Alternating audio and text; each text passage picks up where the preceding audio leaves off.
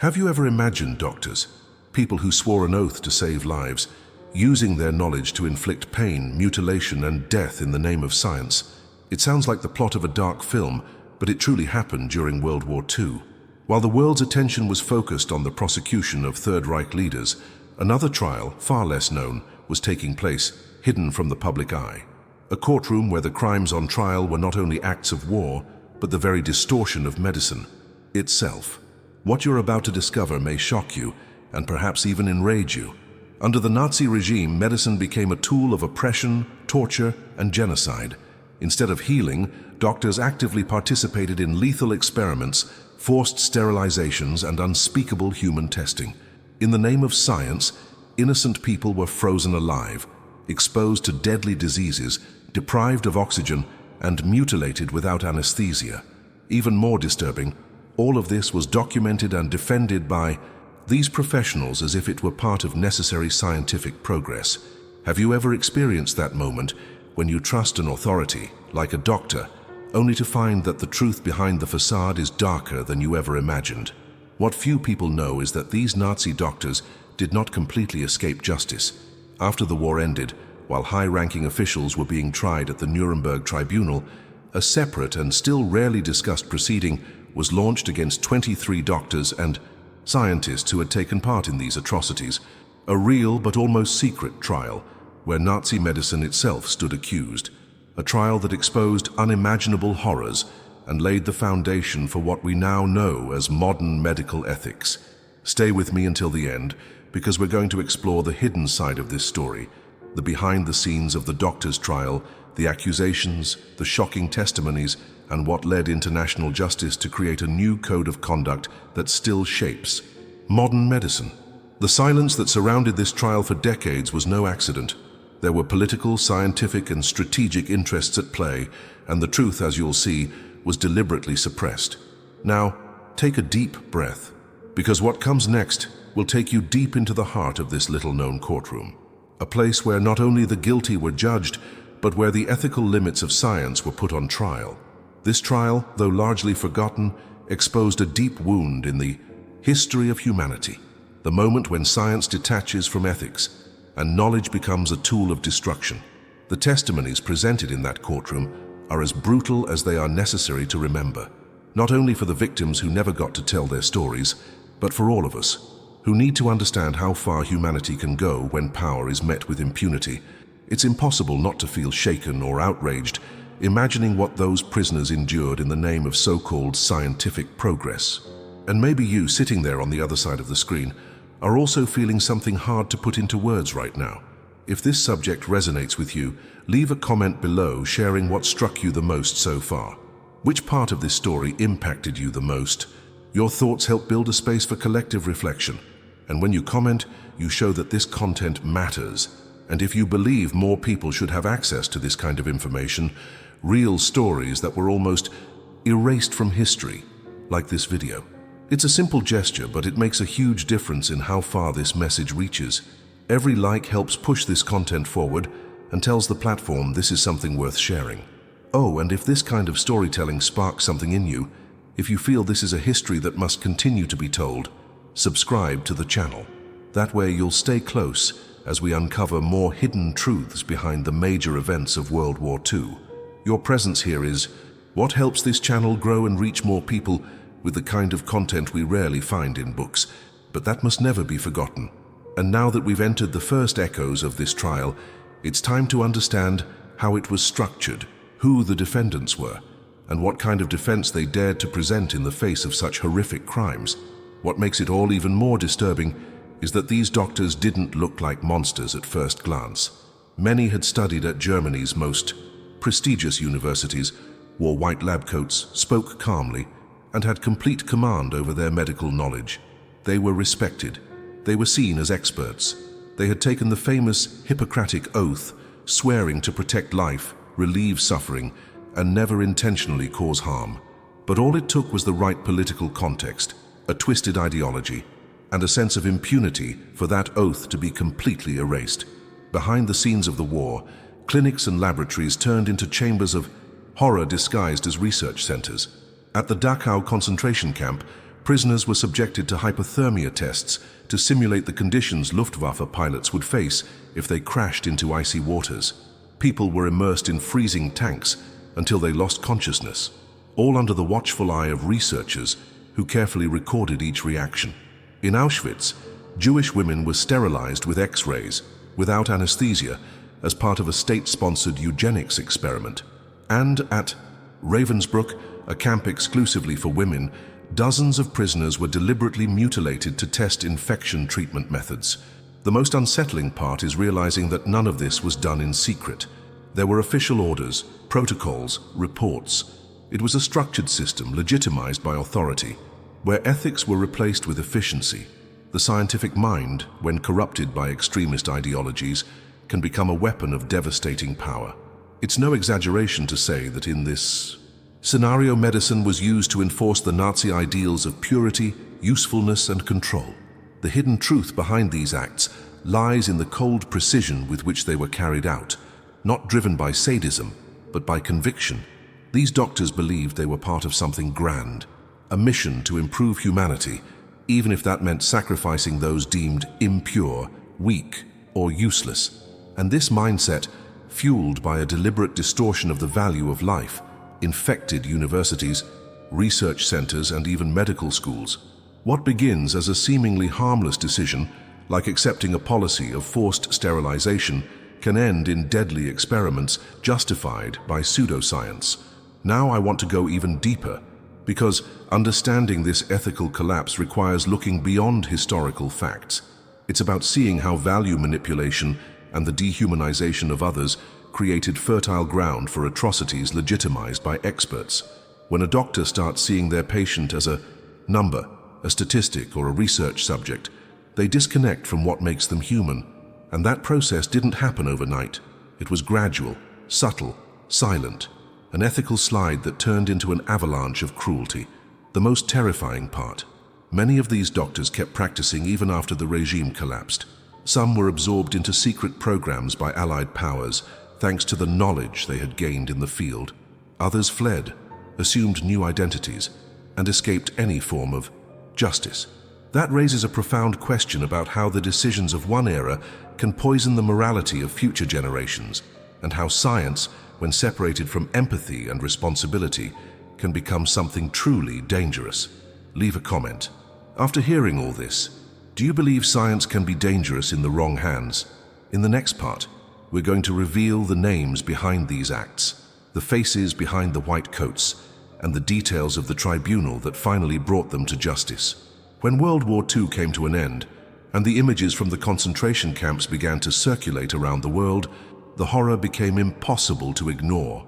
The mass graves, the piles of bodies, the hollow eyes of the survivors, it all laid bare a brutal reality. But curiously, one fundamental part of that horror was pushed aside. While the top Nazi leaders were brought to the Nuremberg trials, while justice sought to hold the architects of war accountable, the doctors, those who had manipulated the human body in the name of science and ideology, were temporarily cast into the shadows. And that didn't happen by accident. Behind this strategic silence were decisions that went far beyond morality. Victorious powers, such as the United States and the Soviet Union, were fully aware of the technical knowledge amassed by these Nazi doctors. Many of them had conducted research, unethical and monstrous as it was, that could potentially accelerate medical understanding, especially in areas like hypothermia, extreme physiology, and human endurance. What began as an outcry against atrocities quickly turned into a quiet race for information, for exclusive knowledge, for scientific advantage. It was the Cold War taking shape behind the scenes of justice. Instead of condemning all of them immediately and publicly, what followed was a series of discreet negotiations.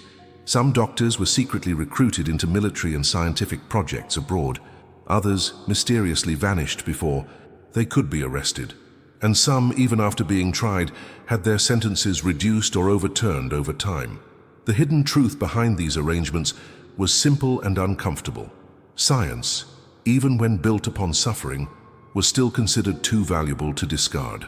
Now I want to go even deeper, because this is where the masks truly fall off. This is where the story stops being only about what the Nazis did, and starts to question the ethical decisions of the victors. The doctors' trial, when it finally happened, wasn't broadcast like the other major Nuremberg trials. It was more discreet, less publicized, less discussed. And the burning question is, why? Who had an interest in keeping this process out of the spotlight? There are indications that parts of the medical records seized from the concentration camps were used by Allied military forces to understand human limits in extreme conditions. A dominant mindset emerged that even though the methods were abominable, the data could save lives in the future. This is the dilemma of selective morality. How far is it acceptable to use knowledge obtained through immoral means? The consequences of these choices still echo in today's debates on bioethics, human rights, and the boundaries of scientific research. This chapter of history forces us to confront an uncomfortable duality. On one side, the cry for justice; on the other, the pursuit of power and strategic advantage. And in this tension, many voices were silenced. Survivors who had stories to tell, documents that were never made public, the identities of doctors protected by governments that chose silence over truth. Was justice served? In part. But the silence, that was almost absolute. And when the memory of a crime is erased, it risks being repeated. That's why recovering this narrative is more than just telling a forgotten story. It's an act of responsibility. It's like turning on a light behind the scenes of what many preferred to keep buried, not because it was irrelevant, but because it was far too uncomfortable. Leave a comment. Do you believe that hiding part of the truth, even in the name of science, is a form of complicity? In the next part, we'll uncover how this trial finally emerged from the shadows, and why it still provokes discomfort, even among those who claim to be defenders of justice.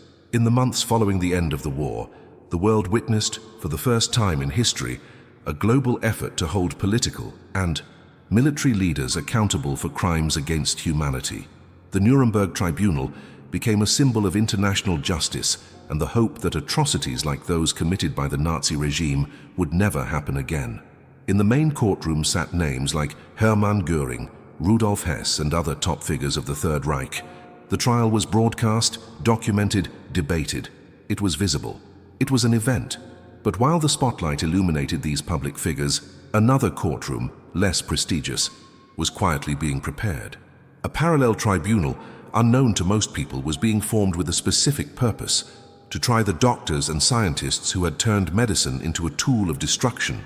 This proceeding became known as the doctors' trial, officially the Nuremberg medical case, and it marked a truly unique chapter in the history of global justice because it was the first time scientific ethics were placed at the center of a war crimes trial. The charges were far from simple.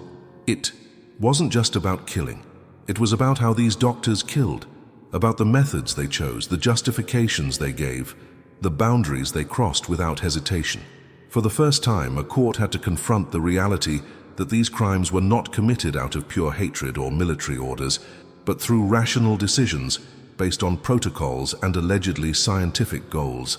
This raised the complexity of the trial to an entirely new level, because if a doctor can justify human suffering in the name of experimentation, then where exactly does the crime begin?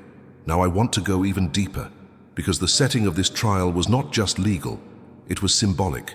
It represented a break from the permissive mindset that had long accepted the idea that science is neutral, that knowledge could be separated from morality.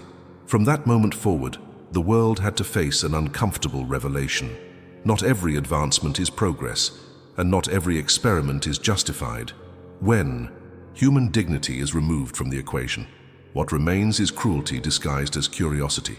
The tribunal assembled 23 defendants, including doctors, administrators, and researchers.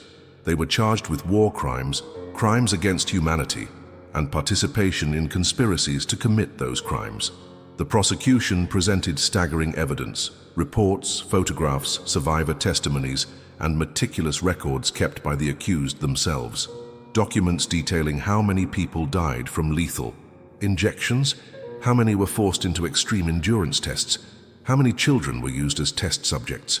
What shocked the most was the cold precision of the data. Nothing was improvised. Every act had a number, a note, a protocol. The science was all there, but the soul was absent.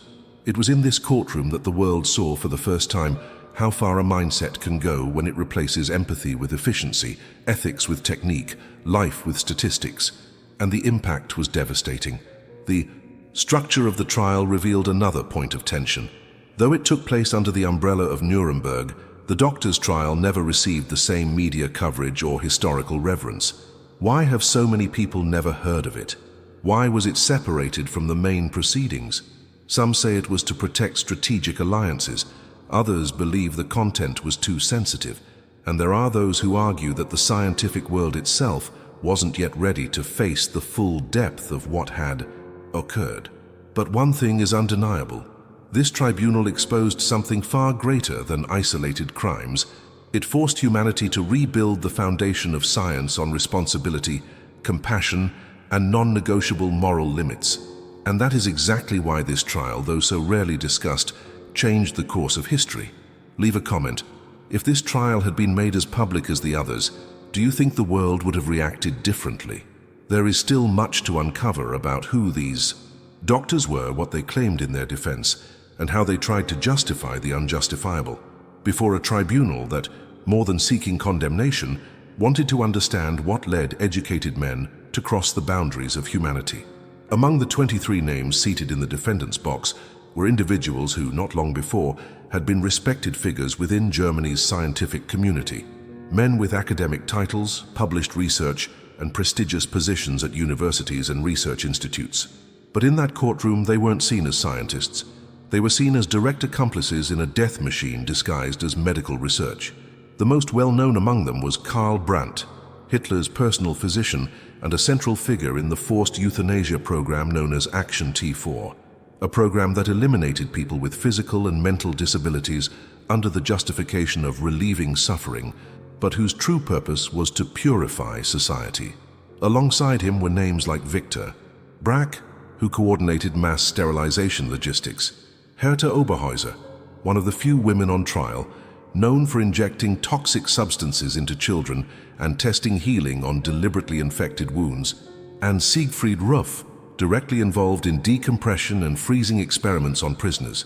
The list continued with doctors who specialized in various forms of atrocity: gas chamber testing, experimental vaccines injected by force, simulated amputations, forced transplants, and even attempts at blood exchange between races to measure biological reactions in pursuit of alleged Aryan superiority. The testimonies presented at the tribunal were chillingly cold.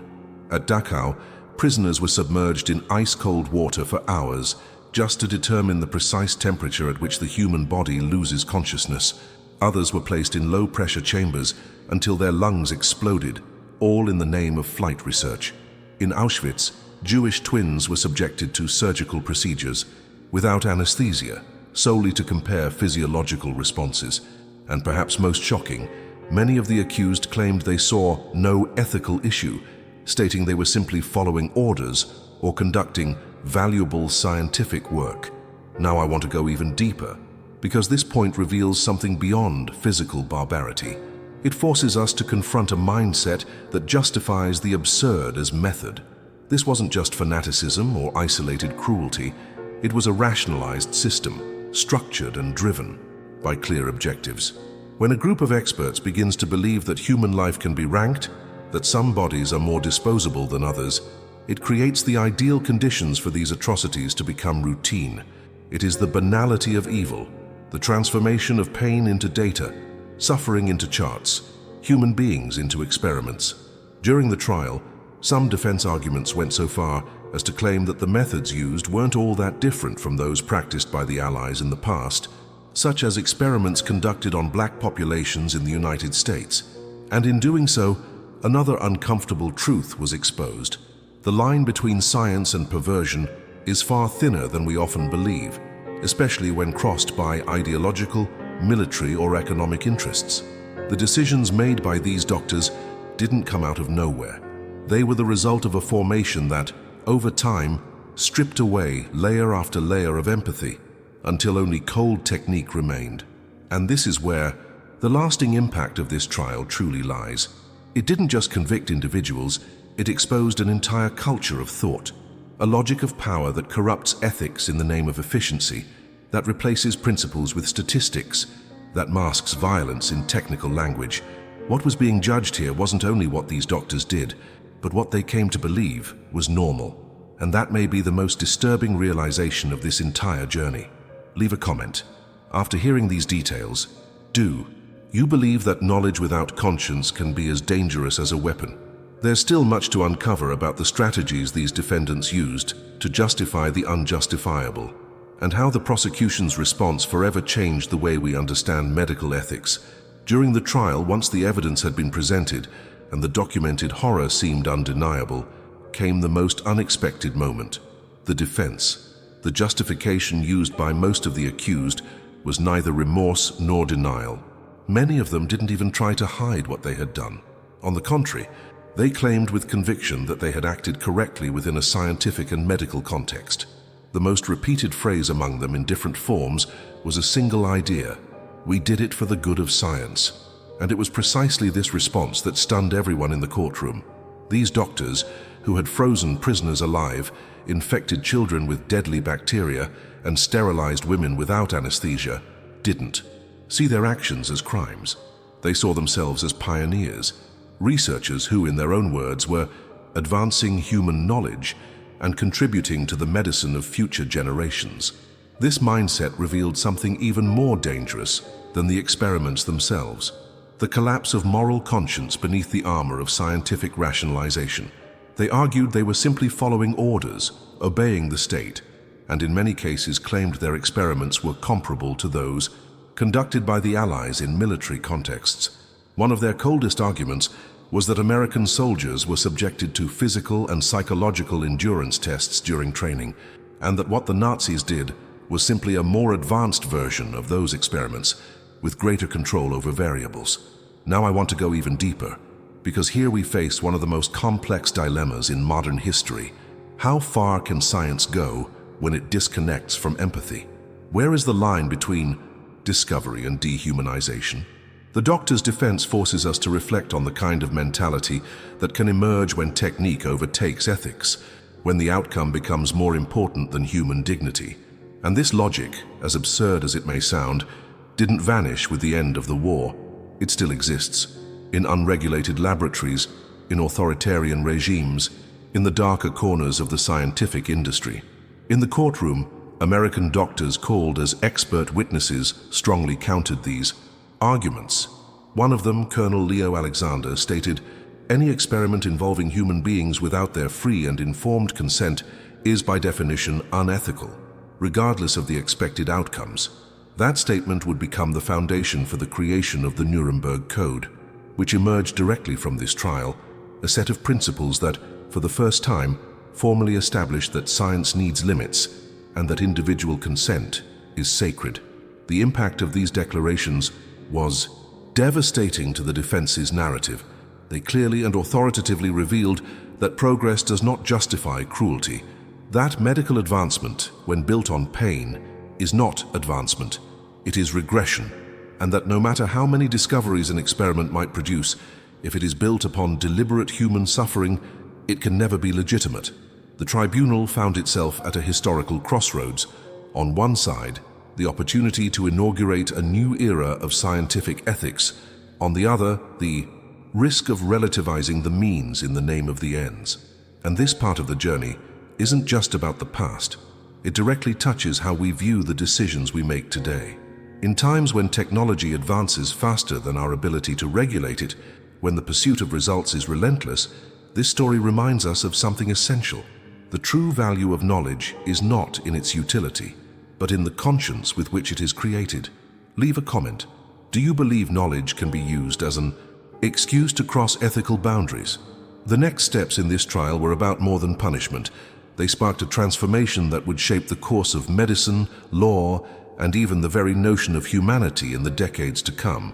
The courtroom where it all unfolded wasn't just a place of judgment. It was a setting filled with tension, emotion, and expectation. Inside, there weren't only defendants and judges. There were also the ghosts of thousands of victims who would never be able to tell their stories. And those who survived, who sat before the microphones to testify, carried in their eyes a weight no piece of evidence could ever convey. Their words, broken by pain and the vivid memory of horrors witnessed, transformed the legal setting into a space of brutal human revelations. The sessions were meticulously recorded.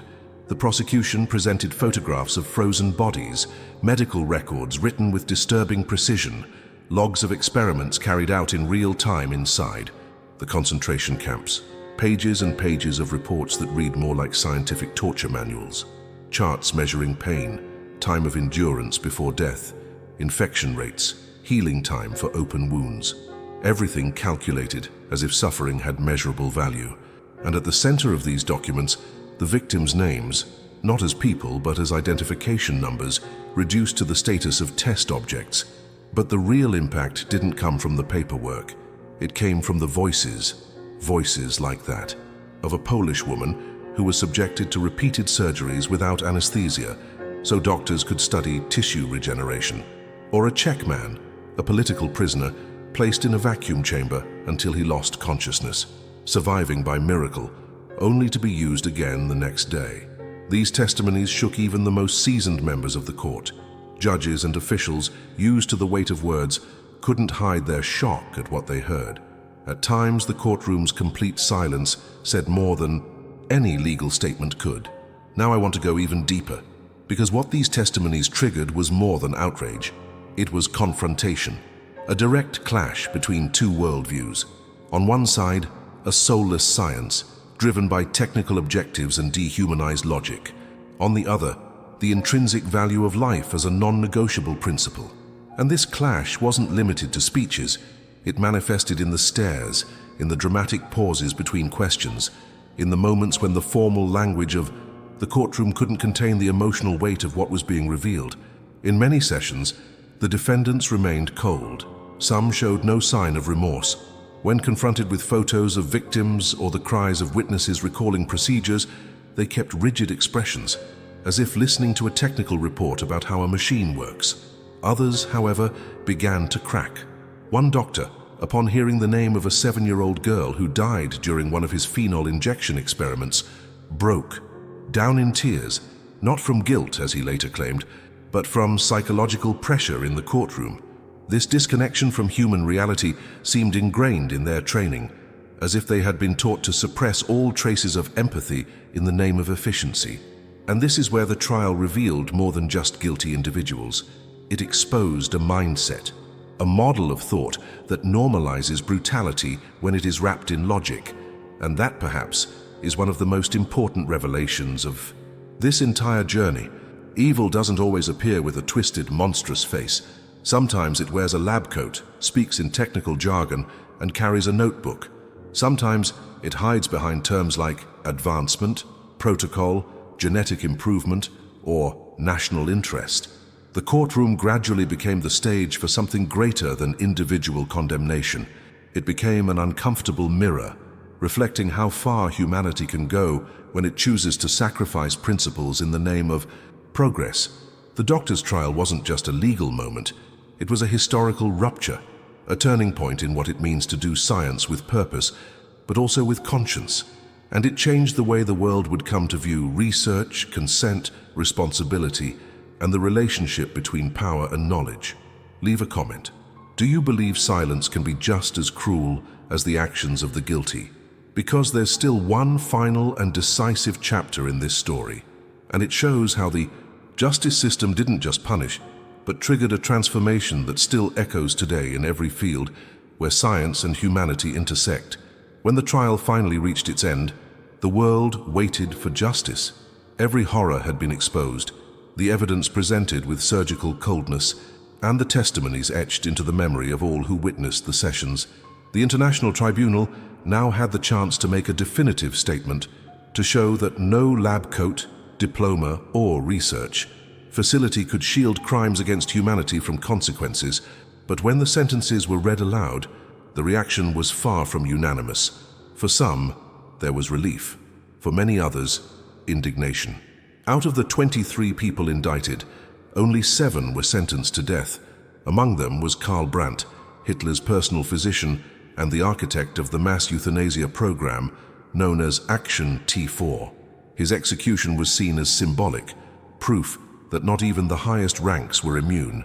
Alongside him, 6 others deemed directly responsible for the most brutal experiments were also given the death penalty. They were hanged on June 2, 1948.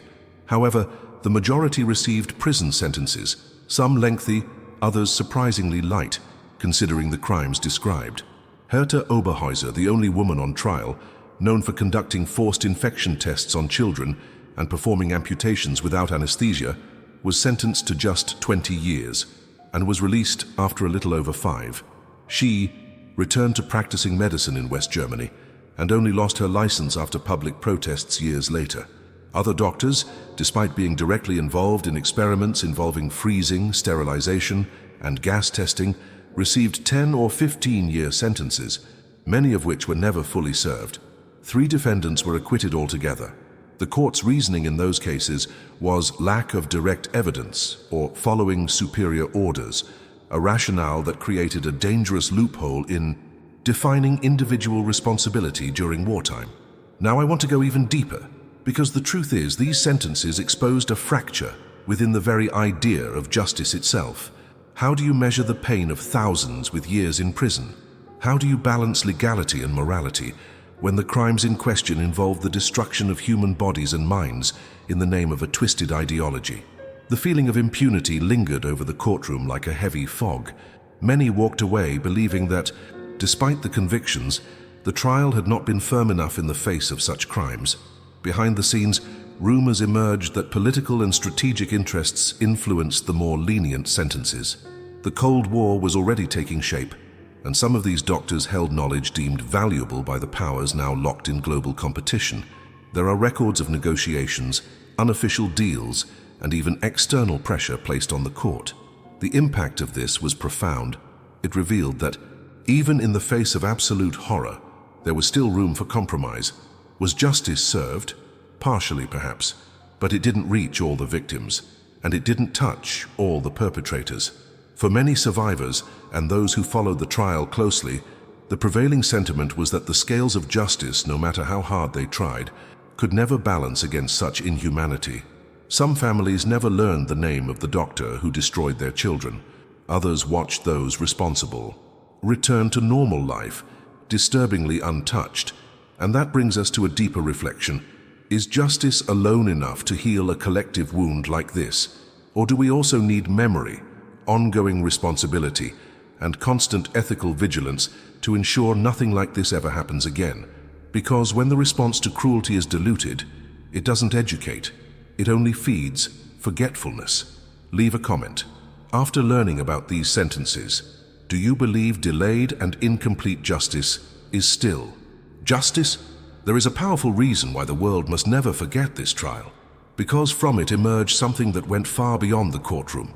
A code, a principle, a transformation that redefined the limits of science and human dignity. Amid the frustration of partial justice and sentences that failed to reflect the gravity of the crimes, something powerful rose from that trial, something that would transcend that room and echo across decades: the Nuremberg Code. A set of 10 simple, yet profoundly revolutionary principles that, to this day, define the ethical boundaries of medical science. And perhaps this was the most lasting response to so much horror. Because even if not all the guilty paid as they should have, that tribunal planted a seed that would prevent atrocities like those from ever being justified again in the name of science.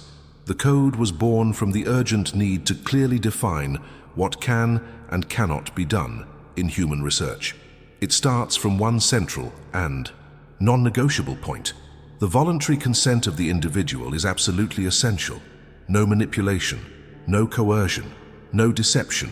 From this foundation, all other principles align: the right to full information, the freedom to withdraw, the duty to avoid unnecessary pain, and the obligation that risks must never outweigh expected benefits. For the first time in history, an ethical framework was created that clearly separated legitimate research from brutality disguised as science. And what's most striking is that these principles did not emerge from academic conferences or university think tanks. They were born inside a courtroom, in direct response to crimes committed by doctors who had ignored every ethical limit.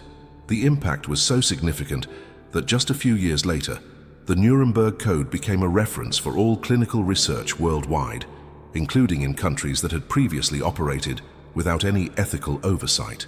Now, I want to go even deeper, because understanding this legacy is understanding how choices made in the face of barbarity can lead to real transformation.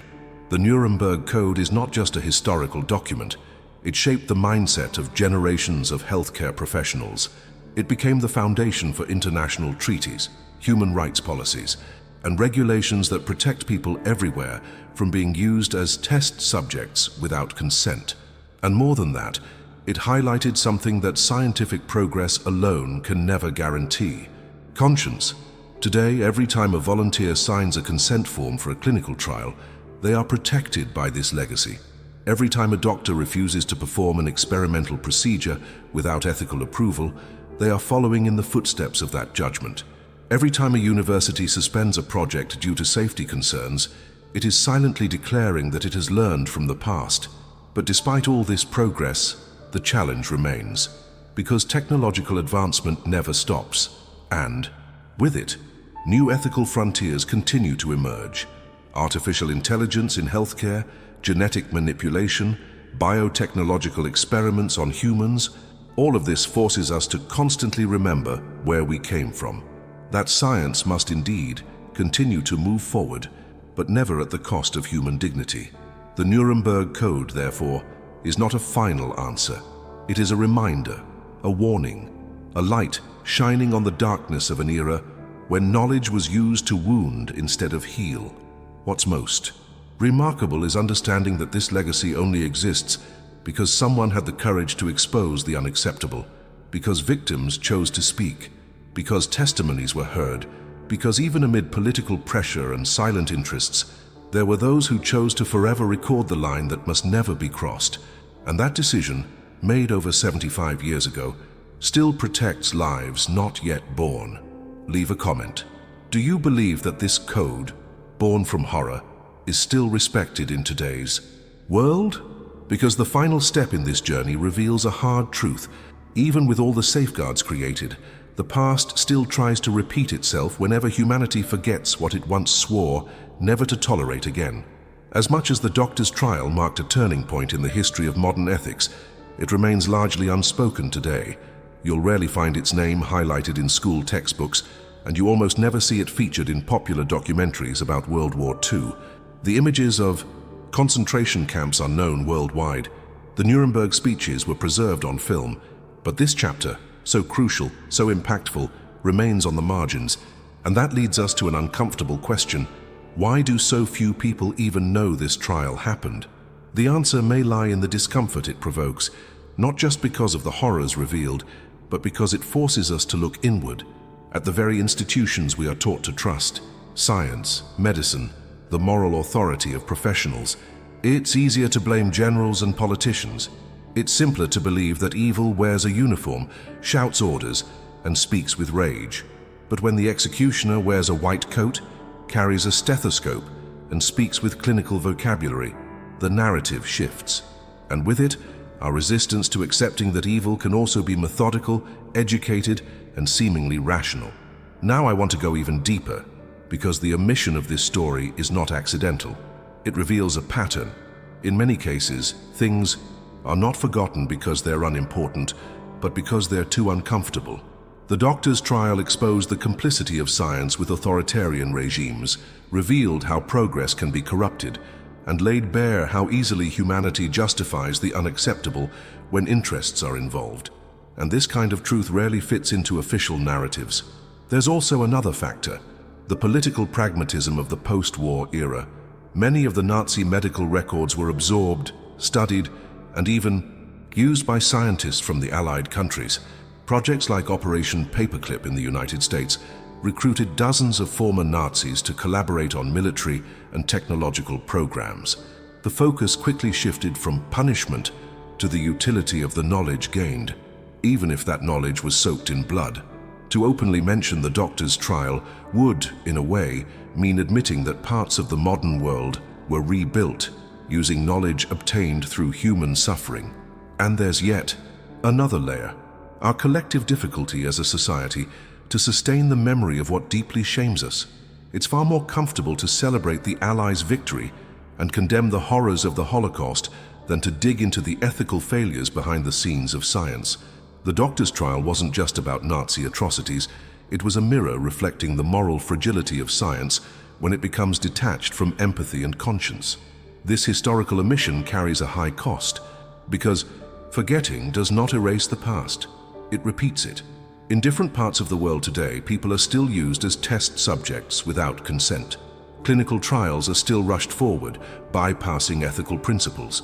Decisions are still made in the name of progress, without consideration for human impact.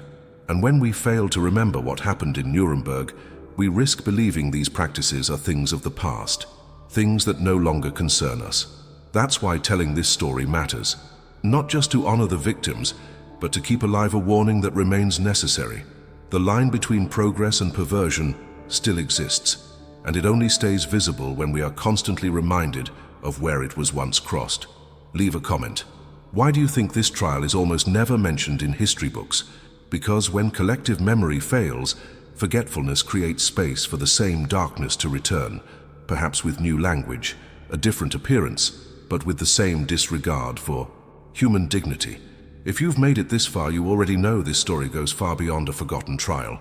It's about memory, conscience, and choices that still echo today. And if this content made sense to you, if any part of it moved you or sparked a new thought, subscribe to this channel.